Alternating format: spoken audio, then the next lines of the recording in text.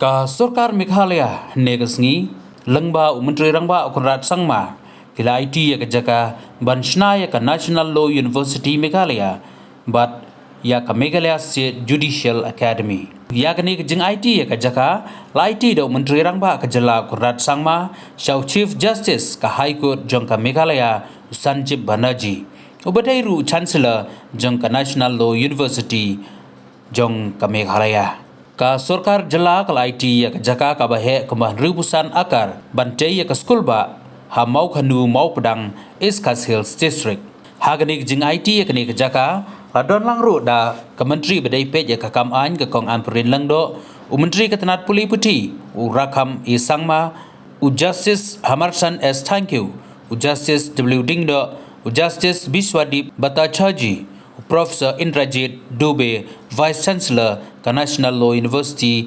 Meghalaya, ki officer naiktanat sorkar bapher ki samla pule bat kiwei. Less than 10 months back, around the beginning of this year, we had just formed a search committee. I had assumed the extraordinary powers that the Act provided for its Chancellor to set up the National Law University, and we had just issued an advertisement hoping we'd get some good talent for the Vice Chancellor's post. We had around 49 applications. We are grateful to Professor Chakraborty of NUJS who helped us to evaluate with cogent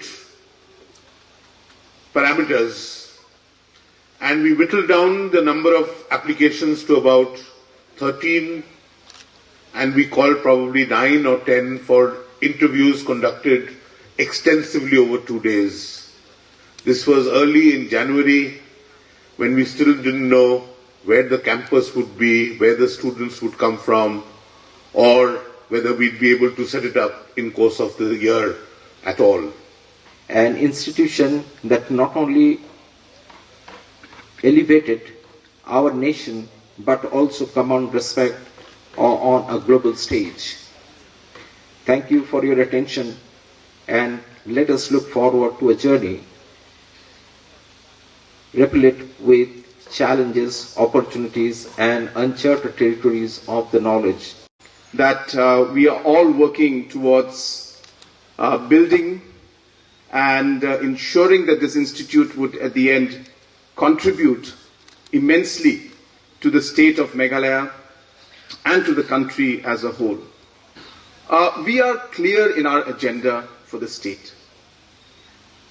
For a very long time, the state of Meghalaya, and in fact many other economies in the country and across the world, have been what we all call an extractive form of economy, which basically means we extract our resources and we build on selling these resources, and that's how the economy or the GDP grows.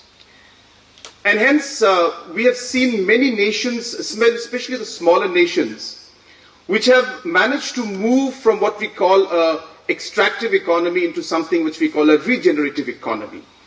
And the regenerative economy is an economy that develops a lot and bases a lot on the human capital that you have. And hence, if Meghalaya in the years to come, in decades to come, this is not going to happen in a single day or a year. But in the course, in the future, if a state like ours has to move forward and come into an area where we start looking at becoming more of a regenerative economy, it is only through development of human capital can we achieve it. And hence, though we have a large number of challenges that the state faces, we have to start somewhere. And the start may not always be easy. And sometimes we may fail. Sometimes things might not go as planned. But as we have always believed, that it is our duty to put in that effort, provide that vision, and move towards it and take a step and give it our best. And therefore you must have seen that in the last many years, in spite of the numerous amount of challenges, our policy has moved towards ensuring that we started investing in this human capital that we believe is the future for our state and for our country.